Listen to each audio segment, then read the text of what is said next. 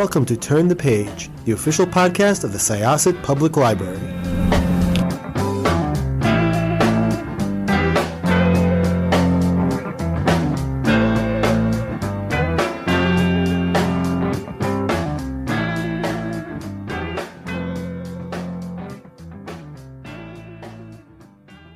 Welcome to Syosset Library's Turn the Page podcast. My name is Jessica. I am one of your hosts today, but I am joined by one of my coworkers who's another horror fan. Would you like to tell everyone who you are? Hi, I'm Melissa. My second interview here. Welcome back to Turn the Page, Melissa. Hopefully we'll have some more with you as well. But we're here. We're really excited. Our guest today is the author of a book called Spite House, which was super scary and good. So please tell everyone who you are. My name is Johnny Compton. I'm an author based out of San Antonio, Texas. And as you mentioned, I'm the author of The Spite House, which is my debut novel through Tor Nightfire, coming out February 7th. So before we get going, this is your debut novel, but you've written before and you've done other... I've written short stories. I've been fortunate enough to have a decent amount of short stories published since 2006. I've been published in Pseudopod, Strange Horizons, the No Sleep podcast, just to name a few. I've got some more short stories coming up in some forthcoming anthologies, as well as in the Nightlight podcast, which I'm a huge fan of. And I've been writing primarily horror that entire time as well. I've tried my hand at some other things, some crime fiction, and some of my stories that are published do merge genres. And I would like to try to write some more crime and noir styled fiction, but primarily so far home base for me has been horror. Which is awesome because we love it so much. So let's jump right in because I know we both have things we want to talk about with the Spite House. Melissa, do you want to go first? Okay, so I read the Spite House and I'm reading bits and pieces about the house. And throughout the novel, I kept wondering if you had any real life houses that you based this off of, because we both talked about the Freeport Spite House and the Massapequa Spite House, and I couldn't help but think of the Winchester Mystery House when I read some of the parts about it. Oh wow, that's the Winchester House did not occur to me, but I'm always happy to get that comparison because that's one of the most famous, strange, bizarre houses that anyone can think of, and the architecture there obviously is infamously unusual and unsettling for people that have been inside the house or even read about it. Yes, I did have some in mind when I was thinking of the architecture of the house and even some of the backstory that takes place in the novel. There's the Skinny House in Boston that was my initial jumping off point. That's a Spite House. The entire novel, kind of the original seed planted for it was me just reading an article about Spite Houses in general and being fascinated by it. Hadn't known about Spite Houses before, and then I read this article and I wondered, had anyone ever written a horror story or a haunted house story set in one? And from my research, it turned out nobody had. If somebody had previously beat me to it, I just happened to miss it. But that so far has been the response I've received from a lot of people, that they were surprised this hadn't been done before. Which makes no sense because, like, what a great topic. Continue. Is. But just jump out there. Like, why? But also good for you because you jumped in that. Yeah, I was actually really startled. You're right. It doesn't make sense for this to have existed all this time. I think it just goes to show that there are so many things that are overlooked that are out there, so many scary little things that are overlooked, and we kind of repeatedly go back to the same things over and over as horror writers. And I know I've been guilty of it in the past, but there are a lot of little undiscovered areas that you can use to amplify your story, separate it from the pack, tweaks that you can make, and just using these things that are part of our history and part of the bizarre culture of whether it's the United States, whatever other country you may be from, or just the world entire. There's just so much that's unexplored on the page. But so I read that article, and the Skinny House was the one that jumped out at me, so I took the architecture from there. I think there's a spite house called the Alameda Spite House. It's so crazy because I can't remember the names of most of them other than the Skinny House, which is in Boston. But there's the Alameda, I think it's called the Alameda Spite House, and I took some of, I believe, the backstory of that. There's another, and that I'm never going to remember the name of, but that has the kind of jettied hallway, the exterior hallway that's almost like a tumor growing out of this structure, and that is also one of the places that I had in mind. So it was a merger of multiple real world spite houses, and then like I said, I wish I could take credit for the Winchester Mansion comparison there. That did not cross my mind, but ambitiously, what did was a fictional house was Shirley Jackson's Hill House. So setting it on a hill. We have hills in the Texas Hill Country. That was an area as well that I thought this is very underexplored. It's not really what people think of when they think of Texas. So this would be pretty cool to set the story here.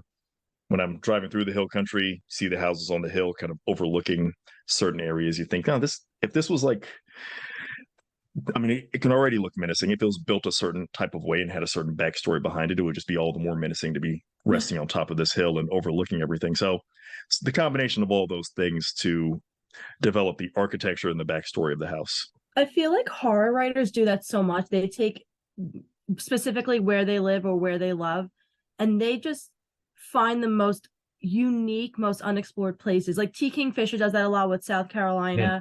King does that with Maine all the time. So it's like I love when horror writers do that, because I really get to see the state, and I've never been to Texas, so I get to see it in a totally different light than what the media has and what I know from, other media sources. Texas in particular, I mean, it's obviously a physically large state, and it's pretty varied in terms of terrain when you actually get into it, and the types of people and types of towns you might get into. And there are certain places that live up to certain stereotypes, and other places that will definitely defy certain stereotypes, at least in certain respects. And so it is kind of fun to use that as your kind of sandbox and your playground and get into the ideas. I mean, I'm already working on book 2, and I found a place in the Hill Country that has an incredibly macabre name and an incredibly macabre backstory. And I want this book now. it's so I can't wait. When I stumbled across this article about this place, and I was just like, oh, this is one of the craziest things I've ever read as far as just the name alone. And then you get into the backstory, and it's very gruesome, but there's all this mystery behind it of which story is true, because there's multiple potential stories as to why it got its name. And I know I'm being deliberately vague and teasing, but I don't want to let the cat out the bag, so to speak. But it's just more information. And I have a good friend here in Texas as well, Agatha Andrews. We were just talking. She's gearing up to write some material that I'm really excited for, because she's more of a historian about Texas than I am. And so she was telling me about a couple of different things, and I was like, you have to absolutely write. She was like, I don't know if this is going to maybe work. And I was like, this is absolutely going to work. You have to write this. This is mind blowing. I'd never heard of this, and this sounds terrifying. You have to write something about this, because it's so much fun. And so to your point, it is great to get a sense of a place, like you said, Stephen King with Maine, Kingfisher, like you mentioned, with South Carolina. Grady Hendrix, I know, does South Carolina as well. Yes. So many different people. Here in Texas, we got Joe Lansdale, who's been, is a legend, and he's been, kind of one of the people to raise the bar for what Texas horror and macabre fiction looks like for decades now. You just get such a good sense of these places, and also an idea of I'm always fascinated by the idea of lore and the unknown in some of these places, and an idea of certain secret histories that you haven't necessarily heard about. The strange places that if you go to a local town, everybody kind of knows, hey, that hill over there, that valley, something crazy happened over there, and they say you hear voices if you go out there at a certain time of night.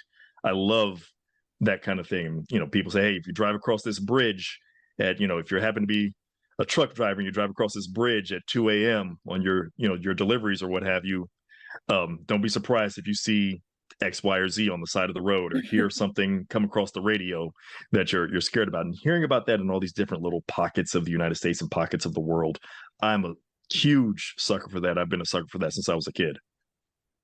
So first of all, just kind of let's like rewind slightly. So what is a spite house for those who were Yeah. listening and are now Googling all these places and are like, what are they talking about? They're just casually throwing this around. What is a spite house? Right. Yeah, we should define it, right? Spite house is, as the name would imply, it's a place built to spite someone or something, and that's the primary purpose of it. More so than it's designed to be lived in, it's designed for you to express your hatred, your dislike, your disapproval, your defiance of X, Y, or Z.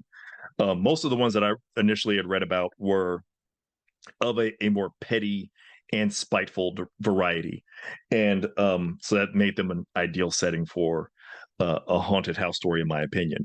And there are, a variety of reasons they could have. Some people are building the house to defy potential acquisition of their land from the government. That was a couple of them that I ran across. People, building a house specifically just to say, well, I have a narrow strip of land, or I have a small strip of land is going to be seized in eminent domain to build a road. This is my land. You can't do that.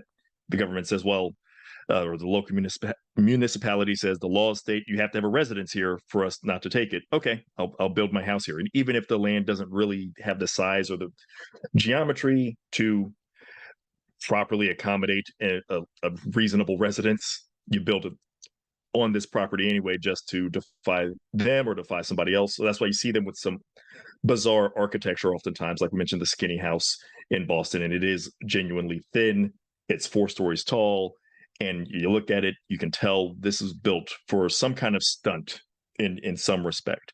And so that's what a lot of spite houses are. There are a couple that are probably a little bit more of a benevolent or probably more wholesome idea behind them. I know that there's a famous spite house that is painted in LGBTQ colors. Yep. Is that the Pride House, I think? Yes. Yes, I'm a fan. Yeah, absolutely. And so like then you kind of like, oh, like there's the positive side potentially to it. But of course, I'm a horror author, so I gravitated to the ones that looked like they were more about, oh, this is just built purely out of anger and a sense of just pure disdain. And I just imagine the person who would build that, and if there is such a thing as an afterlife and hauntings and ghosts, you would definitely be stuck in that house, I imagine, after you've built something purely out of spite. So also, to kind of rewind but go back forward again, you talked about how your love for lore and everything like that. Do you do anything, or do you research on anything on conspiracies? I know that sounds weird, but in one of the sentences you use the term chemtrail as opposed to like any other terminology, and it just seems so absolutely fitting that people like these ghost hunters, quote unquote ghost hunters, who believe in the paranormal and whatnot, would call these ectoplasmic remains chemtrails because it's just so conspiratorial. Gosh, that's a great question.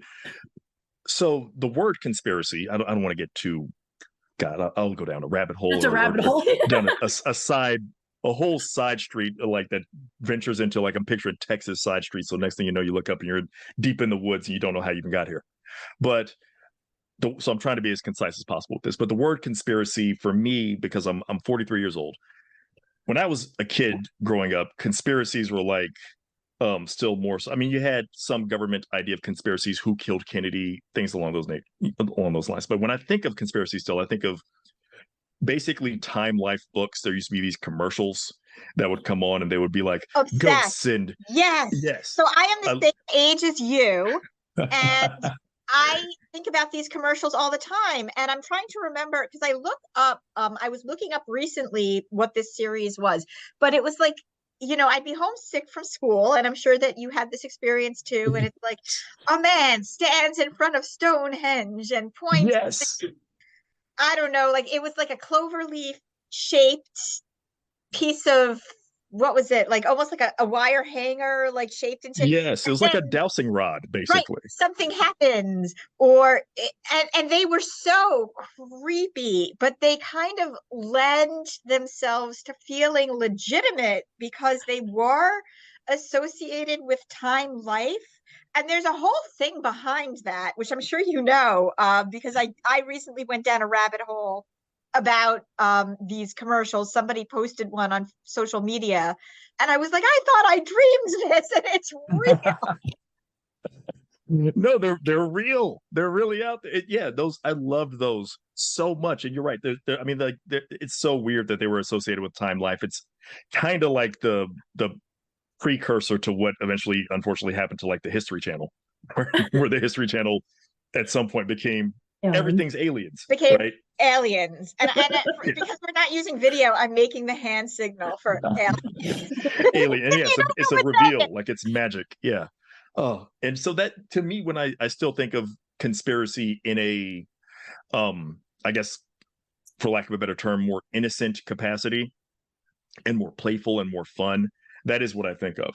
And so there is some kind of that terminology that leaks into the books and leaks into some of my writing because it is still harkening back to this idea of the people that once upon a time the conspiracy was more like, oh, these things, the supernatural exists and nobody's telling you about it, right? You know, the Vatican is hiding secret books, and they have a secret library that tells you all about the afterlife and the supernatural that they don't want anybody to know about, and the alien conspiracies are out there. And obviously nowadays conspiracy is a lot, I think, a lot more sinister, oddly enough, because we think of it in terms of people trying to undermine reality in a much more nefarious and unsettling way versus, like I say, with and like Jessica pointed out, the commercials you'd watch when you were a kid, home from school and kind of sick, and paranormal encounters and Which are these, Mysteries of the Unknown is the yes, name of mysteries the of the series. unknown. Mysteries of the Unknown, and you can get them on Etsy, if you want, if people are interested, if you're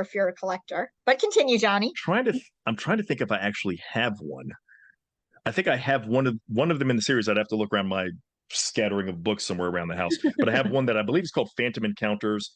And if I don't still have it, then I don't know where I lost it, but I can still picture the cover, which Visions was, and Prophecies was one. oh, and the one I had or still have had a phantom kind of spectral glowing-ish knight on the cover. You could see the knight's face because his mask is a little bit Yes, open, and I believe it's there's a called woman on the Phantom back. Encounters. Yes, Yes. absolutely. Oh, Yep. I'm looking at a picture of it right now, and it is a rare find. You can sell it on Etsy for $8, just letting you know. oh, nice, nice. If I'm down and out and I need to part ways with it to grab some quick cash, I know I can at least do that. I mean, those are the books that kind of used to get me in trouble when I was at the library, and my dad would, be like, "Hey, you need to go study," and then come back around, and I've got the books that I'm supposed to be studying piled up, and then I just grabbed this so I could read it real quick. And no, you should be reading about the actual, like, some actual history, not Phantom Encounters and all the other ghosts and alien abductions and all these creepy, spooky things and local lore and legends. And so to me, that in my brain, despite it probably not making a whole lot of sense, they're still woven together. The conspiracies Yes. and your local legends. There is something I think about when we even write a lot of short stories or fiction that's based around like a small town. There is something often conspiratorial about the way the characters behave in the small town when they say, "Hey, don't go into that house or don't go to this area." One of my favorite movies is the original adaptation of The Woman in Black. That was a BBC film, TV film, and it also comes to play within obviously the novel itself and the later remake. But I always think of, nobody really tells the protagonist exactly why he shouldn't be doing the things he should be doing, and like why this house is supposed to be haunted. They don't want to give him any of the story. All the local townsfolk know is this outsider is coming to town, and if he messes up with whatever he's doing, it's going to result in some bad things. But at the same time, they hold it so close to the vest. They don't, all you have to do is maybe explain it, try to explain it, and that would actually serve you better than keeping it a secret. But they're just still very talking around him, talking past him, literally ignoring him at certain points when he asks a direct question. Why didn't anybody else help this child when I helped them? They're like, "Hey, you should have just left it alone." Well, why? just tell them about the ghost, tell them about the haunting, tell them about this woman in black that is, anytime she appears, something horrible happens to a kid. They're not going to tell them about that. And it's still very conspiratorial. So I think that also is part of why I write that way and use some of that terminology, because to me, they're kind of connected. The idea of these small towns, these ghosts, these people that feel like I know the secret, I know the reality, but I'm not necessarily going to share that with everybody. So let's talk a little bit about this family. Yeah, this family. So you have Eric, Des, and Stacy, and they are on the run, and you keep talking about keeping things close to the chest. You really keep that close to the chest for a while as to why they're on the run, but you also manage to get the reader to really care about this family and why this is it's an African-American family, a Black family in Texas, taking this crazy job to live in this spite house to prove that it's haunted. And like they really kind of give breadcrumbs you're talking about before, like, well, why aren't the people who were doing this before still here? It just didn't bring them out too much. Whatever. But like it raises the stakes because this is a dad really trying to protect his kids, and then Des sort of has her own thing going, and it's a really interesting dynamic. So when you brought them into it, did the story begin with the spite house, or did the story begin with the family? Story began, great question. The story began more so with the family. The spite house setting, it just kind of serendipitously, as these kind of different but compatible ideas came about, they both kind of came together almost simultaneously. But the family and the dynamic and the secret and everything about them being on the run, all of that hit me a little bit earlier. And I wanted to write something that was kind of almost a vibe of the movie Poltergeist. What would the family do in order to kind of protect one another in the face of supernatural adversity? However, trying to switch things up a little bit and not make it as much about this the house you moved into and this is affecting your living space, your home and shelter. This is a family that's on the run for certain reasons, so they're obviously up against it. They're kind of in a, for lack of a better term, a little bit of a self-imposed fugitive state, and they're more desperate than you always wonder in haunted house stories, why don't they just leave the house? Which, having actually worked in the mortgage industry and being an adult these days, I don't really question that anymore. I'm like, it depends on what the ghost is actually doing. Yeah, I don't think it's scarier to live with a ghost than it is to mess up my credit personally. But you still want to, it depends, right? If it's just footsteps in the night or knocking, something like that, I can deal with that. If you start like screaming hysterically and doing anything that's going to drive me crazy, maybe that'll be something we revisit. But I did want the family to have something that they need to bond over, obviously have a dynamic that hopefully people can relate to, and ask yourself, what would you do in this scenario, whether you're the father, whether you're, like you said, Des has a situation going on. She's had to grow up a little too fast. She's dealt with some difficult things and circumstances, and now she's on the run and trying to not just protect her younger sister, but in her own way, she's there trying to protect her father as much as he's trying to protect her. And so they have that bit of conflict actually going on, where their disagreements stem from they both love each other and are trying to do the best for one another, and he's trying to say, I'm the dad, I need to protect you, and she's conversely trying to think of, well, I can't just leave this all to yourself. I'm also an adult now, and I need to be able to take care of things as well for myself and for my sister in case something does happen to you. And I tried to weave all of these ideas together for this family that hopefully makes them likable and good to be around, but you also understand why they have certain conflict and difficulty and challenges amongst each other, as well as their circumstances. Now you talk about their circumstances, their difficulties, everything like that. But I think it's important to note too, for people who might be interested in reading it and haven't started yet. The book has different perspectives. Every single chapter is from a different person, whether it's the main characters maybe multiple times or one person maybe once or twice. Was that your plan in order to help get their difficulties across, or was it something that just kind of rolled as you went along? Or it rolled a bit as I went along. I probably got a little too self-indulgent there, because I just wanted to get into the mind of certain people. And for instance, there's uh, the reporter, kind of retired reporter, local character, and she's based on an actual Texas reporter, now passed, but named Molly Ivins, who's kind of a legend in Texas, kind of the rebellious sort. And I mean, very loosely based, but she's 100% who I was picturing when I was writing this character. And so as you kind of go along, I was thinking of those things. I was drawing on also a lot of um stories that I read when I was younger, and I always kind of would for whatever reason it would burn into my brain sometimes, the little kind of throwaway moments that come from a certain character's perspective. Stephen King's Thinner, there's a moment where we follow the protagonist primarily through almost the entirety of the story, and then there's a moment where he's at one of his thinnest moments. He's almost emaciated, and he's carrying oranges because he's trying to eat so many calories to at least stave off the curse for a little while. And a little boy sees him, and King gives us, I think it's barely a paragraph, but it's a little divergence where the little boy has a nightmare about having seen this emaciated man carrying oranges, and wakes up screaming that about this man who wanted him to eat oranges until he dies. And I remember reading that and just thinking, I don't know why, but this is like one of the scariest parts of this story to me. Just this random thing of the people you're affecting with your horrible circumstance that are just kind of passing through and passing by.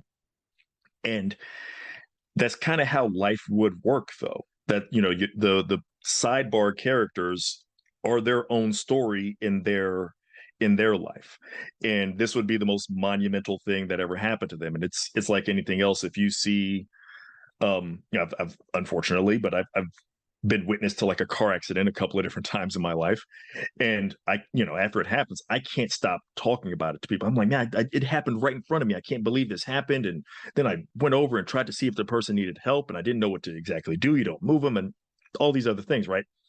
I'm not the person. I'm not the protagonist of that story at all. I'm not the anti. I'm nothing, right? I'm random person from the street. If we made that movie, right? The person who got in the accident is more important to me. Their family is going to be more important, but I'm still going to tell that story. We've probably all been in circumstances like that where you can't help but think of it in terms of as if I'm the person who's the main character in the story. So I think my writing style tends to want to give those side characters at least a moment to share what their perspective is on the circumstances. And I think it helps. I hope it helps to fill out the story and make the world that you're in feel truly lived in. Not that this person is just somebody there whose sole purpose is to support the protagonist and be, a foil maybe for the antagonist, or be a henchman or henchwoman for the antagonist, and instead is somebody who actually has their own life and their own thoughts and their own perspective on things. No, I love that idea. I love adding the side characters in and everything like that. I think it's great. Thank you. Thank you so much. I actually just really quickly, I just wanted to kind of throw in also, because you were talking before about like the small town and the people who are really cagey about things. I'm sure you've seen the movie Cabin in the Woods, right? Yes, Where they yes. have the harbinger who's supposed to be that person to ward you away and be like, you don't want to go there, bad things happen, and it just kind of makes people want to go there more. Yes, 100%. It totally makes you want to go there more. And again, like Cabin in the Woods is a fantastic example of that being like treated as the archetype, right?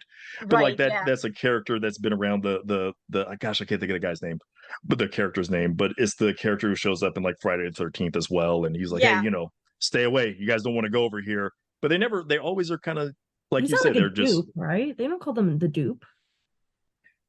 It's kind of a, like you said, it makes you want to go more. It kind of just raises the interest, even though they're saying don't go there. It just kind of makes you more, and you can imagine in real life it would make people probably more curious about, well, if this is what you say don't do, I now I really want to go just to see it and just to test it and say, I did it. Yeah. And so there, that happens in the real world. That happens. It's used in fiction, I think, so often.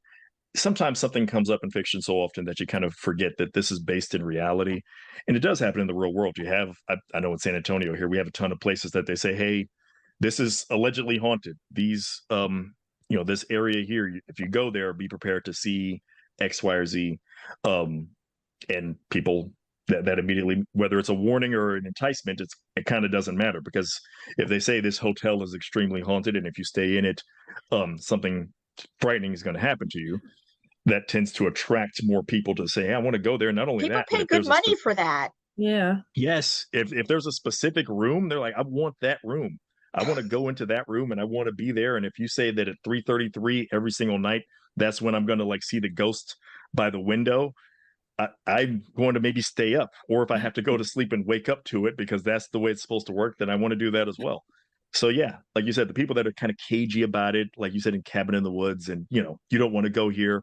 That's the archetype, but it works for a reason, because we all know what that's like, and we're all still, our curiosity is driven by the idea of that which is forbidden. Curiosity kills the cat. What was the saying? Curiosity kills the cat. Satisfaction brought it back. Yeah. And it's funny too, because I feel like throughout the novel, because you talked about doing short stories, I can see your short story now, as you said about it, short story writing in it, because there's so many ambiguous parts to the story that I absolutely love that the reader can make their own choice on. And I just love that, because I feel like a lot of short stories give you those ambiguous endings and stuff like that. So I can really see your short story writing coming through. And I love that. Thank you. I know it's a risk, and I'm sure you can't please everybody. I'm sure there'll be some people who kind of want something more concrete. My mindset is always, even especially when you're dealing with supernatural fiction, and this is very much a straight up ghost story. I try to get that out the way early too. I try to not make it a mystery, because sometimes you have a story where is the house really haunted or not? I want people to know ghosts are active and abundant, and yet at the same time lurking in shadows more so than in your face. But anytime you're dealing with a story like that, and you're dealing with these kind of elements of supernatural fiction, and there's an attempt to provide a concrete explanation, I guess maybe this is just me and I'm wired weird, but I'm always thinking, well, the explanation just begs another explanation. Right. So like, Freddy Krueger can invade your dreams, and okay, he also acquires the souls of his victims, and it's like, well, okay, why? And it's more interesting, and I think the movies that don't really try to explain it, even, they just like, hey, this guy was just evil enough that this is what he can do, and just kind of run with it. Those are the better ones. And then by the tail end of the series, where they start trying to be like, well, there are dream demons that he sold his soul to. Now it's less interesting. And then Craven kind of brought it back to a more ambiguous, stranger place with finally the last film that he was in charge of, with it, where kind of Freddy is birthed of the imagination and kind of exists in a different dimension, but also is feeding off of the evil of his imagination. And there's still kind of this idea of why would he be able to do that, but I think it's okay to leave the question as to why, as opposed to trying to settle on a definitive answer. It's like a dark version. Oh wait, no, a darker version of the never-ending story, which is already pretty dark. Yes. But my favorite Freddy Krueger theory is I don't this was on the show Robot Chicken, that his sweater was too itchy and his hat didn't match with his tie, and he was just really grumpy. Oh, but no, that's hilarious. So yeah, I agree with you. Leaving to the imagination is a lot better than when you over explain things. And as a fan of I was actually talking about this recently, as a fan of Doctor Who, you had like the Weeping Angels. I'm not sure if you know what I'm talking about.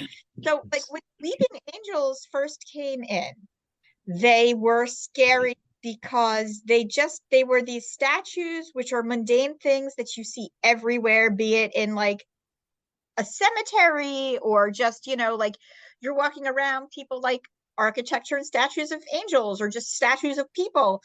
And, you know, it seems very tangible that these things are watching you, and if you're not looking, something is going to happen to you. However, the minute they did the Weeping Angels again, and there was somebody translating what the angels were thinking, they were no longer scary to me. I did not need Angel Bob. I did not need like anybody telling me what was in their mind, because it then became more rational and less malicious and less anything. You know, the unknown is always scarier than the known. This is why I constantly read spoilers for everything, because I'm like, I need to know what happens so I know if I'm going to be emotionally wrecked. And then I'm like, okay, I know that I can go into this, or I know that I'm not going to be able to go into this. But things are always scarier when they are not explained. When they're Yeah. And like same thing with like Twilight Zone episodes, you know, when you're watching them and there's that thread hanging at the end, it's always scarier. 100%. Which is It's which is I'm what's sorry, go crazy ahead. about like the side using side characters, Yeah. using their thoughts and everything like that, because that's such a fine line to walk, that sometimes a side character can give too much information, and then there's the side character, and it's such a perfect line that you walk that it was great. I loved it. I so appreciate that. And I just think of the movies or books that I've read where there is something that seems like an aside, but it just really fills out, it completes the world to have this idea. And it also, again, enhances some of the mystery of the world.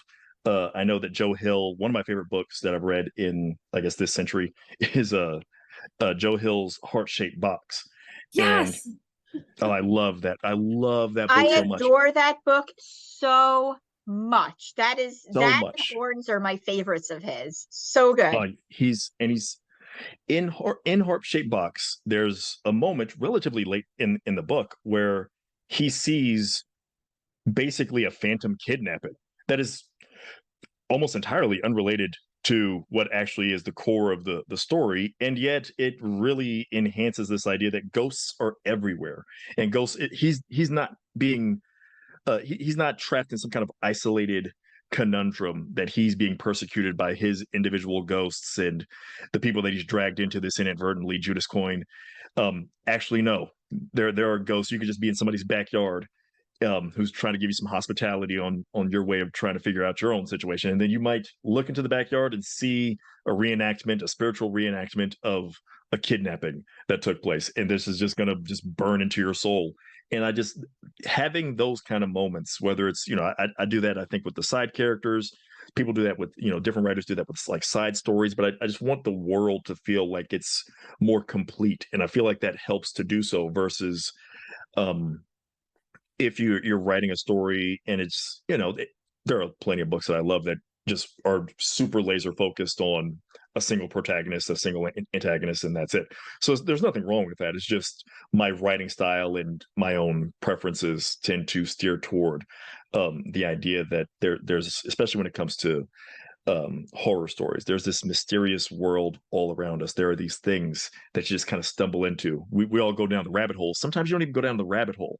And I have a lot of dilettante knowledge of just, creepy things that I haven't done the iceberg deep dive into, right? But at the same time, I'm just kind of conscious of the idea that, oh, these are a few serial killers that were never ever identified, and those are always the ones that stick around as the scariest, the ones that, we could be decades, centuries, even sometimes later, wondering who was this person. And it's still creepy to us, even though they have to have been long, long dead by now. Still creepy to us, the idea that this person not only was never caught, we have like really zero true certainty of who this person even could have been. Yeah, we have plenty of those on Long Island. Like, we've had like an entire like meeting about that, like program about that and everything like that. We have plenty of this on Long Island. Well, yeah, so I just kind of wanted to also just sort of go back. Was there a perspective you really enjoyed writing from more than another?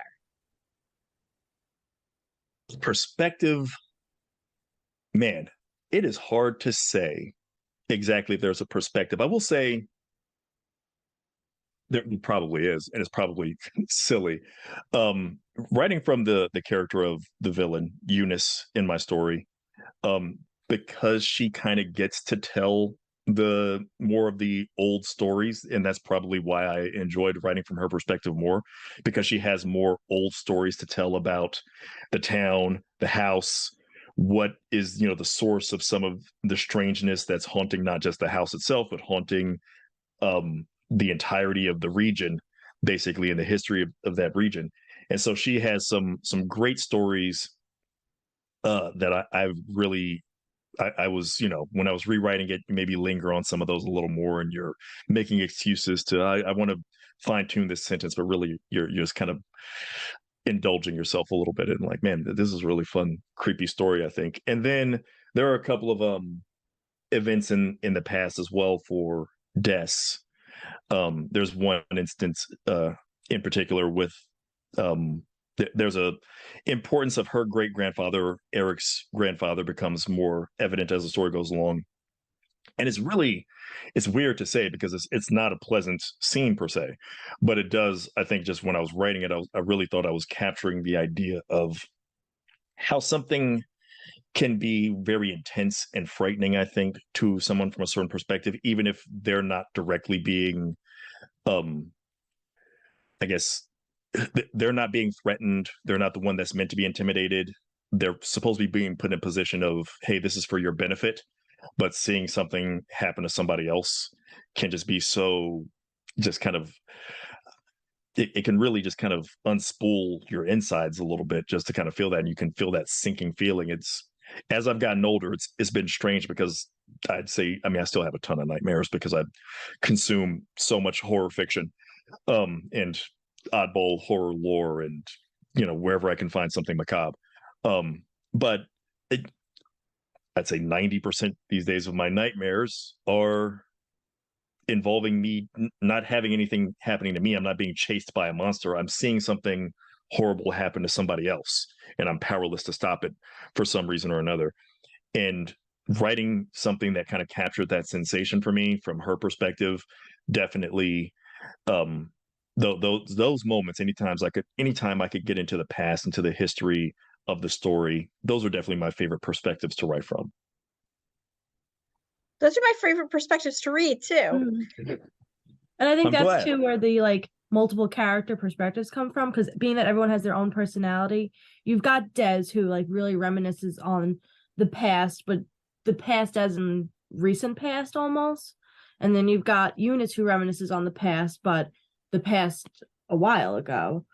And then you've got Eric who thinks about the future and what will happen when we're not on the run. So all these different personalities being so both different and the same is what also helps too with how everything plays out. That's I never even really kind of thought of it that way, but you're right. You're 100% right. Like Eric's focus primarily is on the future, within the scope of this. That's that's the driving force. That's the driving energy on this versus other people who are more so kind of consumed by the past. And this is where this is clashing. And yeah, I think that does help having those different perspectives, because that's real life too, right? Yeah. Different people are going to have a different level of importance on what affected them in the past versus how they're going to move forward. And wherever you're at in your life, different stages, you're going to have different priorities on that. So I'm just, I hope, I love that you guys like the story so much, and I hope that other people, you know, catch on to these same things, and that it's a story that I hope kind of um catches on with people that love horror, but also maybe somebody who's not so sure all the time about horror. I feel like I wrote a story that is firmly entrenched in the horror genre, and yet at the same time could be accessible to somebody who maybe doesn't always delve into horror that often. It can be your gateway horror story, and see that the genre maybe isn't the stereotype, that if you've stayed away from it for whatever reason, it's maybe not the stereotype that you've always thought of it as. And yet at the same time, I kind of like those stereotypes. I like those tropes. So I'm diving headlong into, you know, those are the things I grew up on, but these are the things I like. So I'm diving headlong into don't go in there kind of moments, don't do this kind of moments, and the building dread and the sense of something catastrophic and awful. It's that, again, I think of when I have just the things that have scared me. I think of even like that sensation of, I always try to capture when you're having a nightmare, but you don't know it yet. You're just having a dream. Nobody, at least for me, I've never like just dove straight into a nightmare. Whenever I think back to my nightmares, I can always point to a moment where I'm like, oh no, this is something's wrong. And I get this sinking feeling, and I feel like I'm a thread's being pulled on my insides and everything's coming undone. And I want you to feel that as a reader, like, oh no, something's gone wrong. This seemed relatively, maybe hopeful, maybe something positive could happen. And now things are taking a turn, and you can feel that moment when things are starting to sink, and you can feel the ground coming out from underneath you, and there's nothing you can do. It's the sunken place, basically, that vibe. I love that Jordan Peele caught that so much. It's the sunken place. It's that vibe of, oh, I'm free falling in slow motion and there's nothing I can do about it. And I just realized that it happened. My big thing with it is like the liminal space. That's becoming like a hot thing now. Yes. So Yes. like you've hit this whole new subject of like a liminal space book. And I'm like, so that's one thing I think is crazy, because it's just like I said, it's so popular, it's so big on TikTok now, that this is like a whole new genre of just liminal space book. 100%. And it's one of those things. It's the concept of the liminal has been around for a long time, but kind of like Jessica pointed out earlier about the idea of spite houses themselves. It's kind of amazing. Some things that have been around for a while and are only just now catching on. We've kind of been on a treadmill a little bit sometimes with not just horror, but every genre kind of goes through this. You find a thing that's been working, you kind of just run with that and run with the same thing over and over. And then all of a sudden, something's going to seem fresh just because we haven't really tackled it properly in the past. And this is the opportunity to do that. So anytime people can kind of take advantage of that, the back rooms blowing up the way it did, it's such a just brilliant kind of concept of just like, oh, you can slip into this. And I remember reading a very, very, very short, I think it was a flash fiction piece years ago about something, a similar concept of literally just kind of accidentally breaking the laws of physics. A guy who's like a professor, I think, is just tapping his pen on his desk because there's a physics theory, and I don't even know if this is true or not, but in the story it says there's a physics theory that if you tap on the same spot often enough, eventually like the laws of reality basically state that you're going to accidentally kind of push through that moment and then just kind of break reality down all around you. And he accidentally does it, and then of course too late realizes he's basically he's kind of clipped into a different reality that he can't get back from. And that was like, gosh, when I read that, it had to be early 2000s at the latest. It might have been late 90s. And then nobody ever kind of did anything off of that. And now you've got the liminal space really blowing up now. And I think that's amazing. That's what we should be doing, hopefully more of. But at the same time, everybody kind of wants to have their turn too with the cool new idea, and I totally get that too. Everybody wants to take the thing that's fun and interesting and say, well, I've got an idea built around that as well. I want to take my turn at that. So you're going to have that that working as well. So you got to balance all that out. I love it. This has been so much fun. Really, thank you so much. This has been great. Sincerely, yeah, for me too as Yeah. well. This has been fantastic. I appreciate you guys so much. I could talk about this stuff all day, and I can sense it from you guys too. 100%. That's why I'm like, oh, we probably should figure out a way to kind of wind this down. I did want to, yeah, really quickly, and I'm sure this will turn into another big part of this. The history of the town and where the house is built and all of that. There are a lot of unfortunate stories like that. Yeah. Was there something very specific that sort of launched that, or was it an amalgam of stories about people being terrible? There are a variety of those, unfortunately, like you said. I'm down here in Texas, and some of that Texas history is pretty unfortunate. That could be said probably about just about everywhere on the planet when you really think about it. But here in Texas, so I know a little bit more about some of that. And yeah, this is it was inspired and has some references, some small references to a very specific moment and a very specific incident that happened in a town or nearby a town called Comfort, Texas, where there's actually a memorial that gets referenced kind of as a throwaway line in the book, but that is the specific incident, the real world incident, the real world version of what actually I'm writing about in the book as far as some of that backstory. And even the name of the town is actually taken from the name of the man who was behind commissioning that memorial. So definitely some sneaking in some real history into the more fantastical history that I have crafted for the town. So there was a concrete, specific moment for sure that was in mind for that. That's again building off of the real, building off of the real life stuff. I love it, and I think it's funny too. This is like my favorite part about it is that you went off about like you talking about how you liked folklore as a child and like the real life history and whatnot, and I just love that because you've taken like your love for like folklore and reading back then as a child and turned it into a career. And that's literally what I did. That's like the reason why I became a librarian, was that I just loved Goosebumps books so much that I wanted to like work with books for a living. So I just love that like we both like took our childhood love and just ran with it. That's the dream. That's everybody's dream. And I'm incredibly fortunate that this has become my career. It's a little late in the game. I'll take it. I'm happy. I'm thrilled that I'm in this position now. And yeah, I've always just wanted to tell stories, and specifically stories that scare people and stories that make you feel like, a little bit anxious about getting up. You close the book, and I remember being a kid. I don't want to get into too many different anecdotes.